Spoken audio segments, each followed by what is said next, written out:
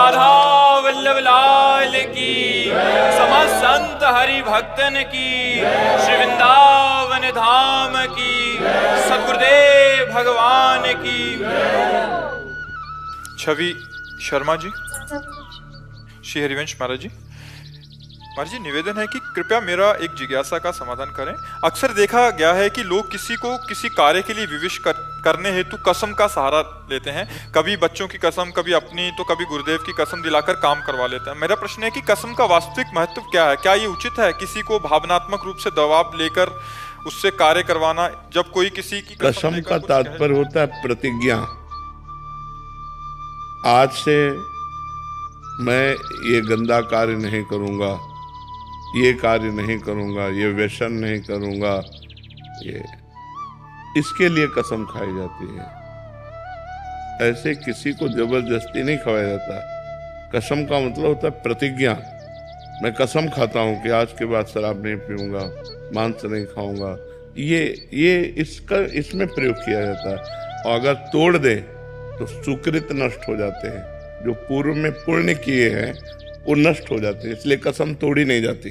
मैंने कसम खा लिया, अब हम चाहे प्राण निकल जाए, हम कसम नहीं तोड़ सकते। लेकिन किसी दूसरे को अपने काम बनाने के लिए कसम खवाने पे लागू भी नहीं होती। जैसे कि तुम्हें तुम्हारे पुत्र की कसम है, तुम ऐसा करो, वो लागू नहीं होगी। उसमें डरना नहीं चाहिए। जैसे कोई कह देना तुम्हें भगवान की कसम है, आप ऐसा करो, वो लागू नहीं होगी। वो लागू तब होगी जब हम स्वीकार करेंगे। अगर हम स्वीकार नहीं करते तो वो कसम का कोई प्रभाव नहीं रहेगा। तो ऐसी कस्में मानी भी नहीं जाती कि जैसे कोई अपना काम बनाने के लिए कहे तुम्हें तुम्हारे पति की कसम है, तुमको वैसा करना पड़ेगा। तुम्हारे पुत्र की कसम है, जैसे भक्त है कि तुम्हें श्री जी की कसम है, तुम्हें भगवान की कसम है, तुम ऐसा करो, वो हम नहीं मानते। मतलब तो ये कसम ऐसी कोई खेल खिलौना नहीं, इससे पुण्य नष्ट हो जाते हैं। स्वीकार तभी करें जब हम छोड़ दें। जैसे है कि भाई हम शराब नहीं पिएंगे, तो हम पहले 1 महीना शराब ना पिएं, फिर हम कसम खाएं कि मैं कसम खाता हूं कि अब शराब नहीं पीऊंगा, क्योंकि हमने 1 महीना देख लिया। तुरंत कसम नहीं खानी चाहिए। और कसम खा ले तो चाहे प्राण निकल जाए फिर वो। पर आजकल ऐसा, शाम के कसम खाओ, सुबह तोड़ दो, फिर शाम के खाओ, फिर तोड़ दो, ऐसे चल। शाम तक, सुबह तक टिक जाए तो बहुत बड़ी बात है, उस 2 मिनट में तोड़ देते हैं। बहुत कमजोर हो गए हैं लोग। तो ऐसे तो मानना ही नहीं चाहिए, और ऐसी कस्में लगती भी नहीं है। नहीं तो सब कोई अपना काम करवा ले। तो ऐसे डरना नहीं चाहिए कि हमारे पुत्र की कसम दे दी, हमारे पति की कसम, इससे कोई प्रभाव। महिका सच्चदेवा जी। राधे राधे महाराज जी। महाराज जी, मैं प्रभु भक्ति में लीन होना चाहती हूँ, लेकिन मैं मोह माया में फंस जाती हूँ। मैं कैसे करूँ? मैं अच्छे साफ मन से नाम जप करो, नाम जप करो। प्रभु की भक्ति में लीन होना चाहते हो तो बहुत बड़ी कृपा है भगवान की कि कहीं ना कहीं ऐसा मन में आ रहा है, नाम जप करो। भगवान की जो प्रापंचिक माया है, ये नाम जप करने से ही क्षीण होती है। नहीं तो हर समय प्रपंच चिंतन में चलता रहता है। नाम जप, हर वक्त घर की चिंता, बच्चों की चिंता। उस आपके नहीं है, किसी को भी खड़ा करके पूछ लो किसी को भी पूछ लो, सबको सब चिंताएं हैं, सबको सब चिंताएं हैं। निश्चिंत वही है जो भगवान से चित्त जोड़े है। तुम्हारे घर में कितने लोग हैं? हम लोग 3 लोग हैं। भाई बेटी की शादी हो गई, 3 लोग हैं। 500 लोग हैं जिनका बाल भोग बनता है, राजभोग होता है। कोई चिंता ना उनको चिंता है ना हमको चिंता है। क्यों? भगवान के। तो आप लोग उस भगवान से जुड़िए जो अनंत ब्रह्मांडों का पोषण कर रहा है। अनंत ब्रह्मांडों, तो हृदय विश्राम को प्राप्त होगा। अगर भगवान से नहीं जुड़े तो यही चिंता, भय, शोक, उद्विग्न, निगेटिव विचार, पॉजिटिव विचार, बस ये ओवर थिंकिंग, इसी में परेशान रहते हैं लोग, इसी में परेशान रहते हैं। अरे शांत रहो। वही सोई जो राम रचि राखा, बस राधा राधा राधा मस्त अपने आप को व्यवस्था करेगा। अगर अपना भार प्रभु के ऊपर रख दो तो देख लो अनंत ब्रह्मांडों का पोषण कौन कर रहा है। देखो, हमारा तुम्हारा तो थोड़ा भोजन है, बहुत से बहुत 1 kg, 1.5 kg, 1 कुंतल भोजन हाथी का है। 30 किलो लगभग शेर खाता होगा, 25 किलो मांस, लेकिन कोई भूखा नहीं। पूरी सृष्टि को दे रहा है वो। जिनको कोई देखने वाला नहीं, वो भी स्वस्थ है। एक बार वीर शिवाजी ने कहा कि अकाल पड़ा तो खजाना खोल करके सबको खूब सेवा की, और समर्थ गुरु रामदास जी के पास गए और कहा, भगवान कोई भूखा नहीं रहा, इस अकाल में पूरा खजाना खोल करके सबको पवाया। तो कहा एक घन लीजिए, और गए, बोले इस पत्थर को मारिए। मारा, पत्थर का टुकड़ा हटा तो नीचे बड़ा मेढक बैठा था। बोले इसको दिया तुमने? बोले नहीं। बोले स्वस्थ है ना? वो देता है। कभी गर्व मत करो कि मैंने किसी को दिया, देनहार कोई और है, देत रहते दिन लैन। तो इसलिए नाम जप करो और चिंता मत करो। होई सोई जो राम रचि राखा, वही होगा जो होने वाला है, और जो नहीं होने वाला वो होगा नहीं। बस निश्चिंत रहो, मस्त रहो, डरो मत, गलत आचरण मत करो, नाम जप करो, बढ़िया मस्त रहोगे। सुहानी चौधरी जी बिहार से। श्री हरिवंश महाराज जी। महाराज जी, जही विधि तो ही प्यारी लागो, तैसी मोही कीजिए प्यारी। महाराज जी, आप कहना चाहते हैं कि प्रभु से, श्री जी से, गुरुदेव से ऐसा प्रेम कैसे हो कि इन नेत्रों में वो बस जाएं? हमारे पास एक ही उत्तर है, आचरण पवित्र, नाम जप, सब कुछ हो जाएगा। पानी मथने से भले घी प्रकट हो जाए, बालू पेरने से भले तेल प्रकट हो जाए, पर बिना भजन के आपका जीवन आनंदमय नहीं हो सकता। बारी मथे घृत होए बरु, सिकता ते बरु तेल, बिनु हरि भजन न भवतरी, या सिद्धांत पेल। आचरण पवित्र रखो और नाम जप करो तो भगवत प्रेम, गुरु प्रेम सब कुछ प्राप्त हो जाएगा। और नाम जप नहीं, आचरण अपवित्र है तो फिर वो व्यक्ति ना अध्यात्म में उन्नति को प्राप्त कर सकता है और न लौकिक उन्नति को प्राप्त कर सकता है। लौकिक उन्नति अगर पूर्व पुण्य प्रताप से मिली है तो आगे चलकर नष्ट हो जाएगी। इसलिए नाम जप करो, आचरण पवित्र रखो। आचरण जिसके पवित्र है तो सब कुछ है। सबसे बड़ा धनी कौन? जिसका चरित्र पवित्र है।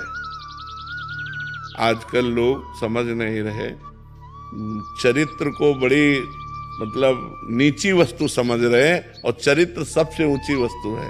चरित्रवान ही महान है। आज चरित्र खो रहे हैं लोग। आप देखो, हमारे बच्चों को देखो, हमारी नवीन पीढ़ी को देखो, कहाँ जा रही है? व्यसन, व्यभिचार, निगेटिव विचार, माता पिता की अवज्ञा, धर्म का कोई महत्व नहीं। यही शब्द पूरे जीवन में देख लो। कौन ब्रह्मचर्य से रह रहा है, कौन व्यसन रहित है, कौन अच्छे विचार वाला है, कौन अपने माता पिता की आज्ञा से चल रहा है? कहाँ चल रहे हैं?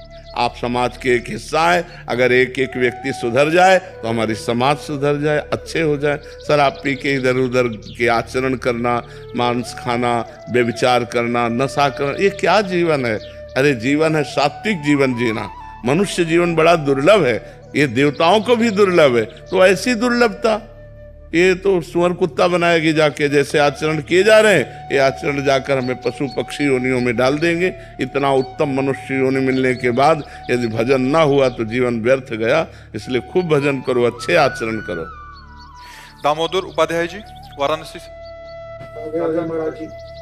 महाराज जी, आप कह रहे हैं कि आप ज्ञान मार्गी गुरु से दीक्षा ली है, बट आपका बचपन से ही कृष्ण भक्ति में ज़्यादा वो था, और अपनी इच्छा अनुसार गोपाल जी के नाम का मंत्र गुरुदेव से लिया था। महाराज जी, अब ये कह रहे हैं कि गीता और गोपाल ही में इनकी श्रद्धा है, जो गुरुदेव से ज्ञान मार्ग की दीक्षा मिली है उसमें कोई वो नहीं है। तो महाराज जी ऐसे चुपचाप नाम जप करो जो गुरुदेव ने नाम दिया, और गोपाल जी से प्रेम करो। ज्यादा समय नहीं रह गया है, हाँ चलना है, भगवान के पास चलना। नाम जप करो, हर श्वास नाम जप करो। तो जिस श्वास में आखिरी होगा उसी में भगवान मिल जाएंगे। नाम जप करो, समझ रहे हो? महाराज जी ने जो दिया है वही दे। महाराज जी ने जो गुरुदेव ने दिया वही नाम जप करो। कृष्ण प्रेम का उपार्जन हो जाएगा। हाँ बिल्कुल हो जाएगा, क्योंकि भगवान के सब नाम भगवत प्रेम प्रदान करने में समर्थ है। तो इसलिए गुरु के मुख से निकला हुआ नाम बड़ा महिमामय होता है, इसलिए उसी को जपो। पुष्पा राणा जी रोहतक से। श्री हरिवंश महाराज जी। महाराज जी, आत्मा का निर्माण किसने और क्यों किया? मैं इन सब प्रपंच में क्यों हूँ? आत्मा का कहीं निर्माण होता है? आत्मा तो स्वयं ब्रह्म है, वो किसी के द्वारा निर्मित थोड़ी है। निर्माण पांच भौतिक देह का होता है, निर्माण सूक्ष्म शरीर का होता है, निर्माण कारण शरीर का होता है, आत्मा का थोड़ी होता है। समझ पा रहे हो? आत्मा का निर्माण नहीं होता। आत्मा को जानती हो? एक आवाज होती है जब हम कुछ गलत कोई आवाज, ये सब प्राकृतिक है। तुम्हारी कान, तुम्हारे नेत्र, तुम्हारा नाक, तुम्हारा मुंह, तुम्हारा शरीर, ये पंचभूतों से बना है। अंदर जो सिस्टम मशीन सूक्ष्म शरीर है वो भी प्राकृतिक है, माया से रचित है। उसके अंदर जो कारण शरीर वो भी माया से। आत्मा सबको प्रकाश देती है, वो शांत प्रकाश स्वरूप है। ये सब आवाजें इंद्रियों में होती है, उसमें नहीं होती। वो शांत, शांताकारम, वो शांत है। पहले भजन करो डट के। और ये क्यों रचा, कैसे रचा, आपकी रचना है। आप फंस गए अपने स्वरूप को भूल करके। आप अपने को स्त्री मानते हैं ना, तो आप अपने को आत्मा तो नहीं मानते। और अब जो कर्म कर रहे हैं वो आगे फंसाव डालता चला जाएगा। जैसे मकड़ी अपने जाल को बुनती है अपने अंदर से और उसी में खेलती है, ऐसे हम अपनी वासनाओं से खेल रहे हैं। हम अपने कर्म में फंसते चले जा रहे हैं। आप वासना मुक्त हो जाओ, मुक्त हो गए। आप ब्रह्म स्वरूप हैं। सर्वम खलमिदम ब्रह्मणेन नास्ति किंचन, किंचन मात्र भी ब्रह्म के सिवा कोई नहीं है।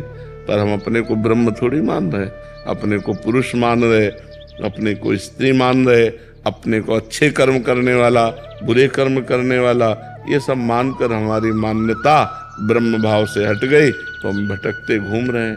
अध्यात्म गुरु बनाकर नाम जप करके, शास्त्र स्वाध्याय करके हम अपनी भूल मिटाते हैं।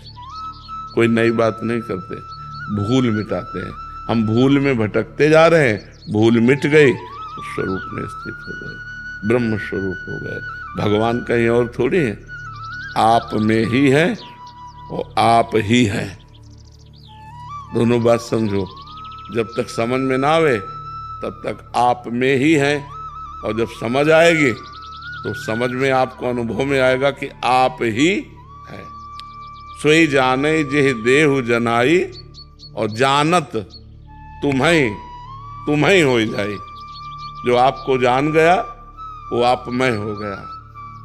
तो आप में हैं और आप ही हैं। जब ये अनुभव हो जाता है आप में है तो भक्ति में मस्त हो जाता है। जब आप ही हैं तो ब्रह्म में स्थित हो जाता है।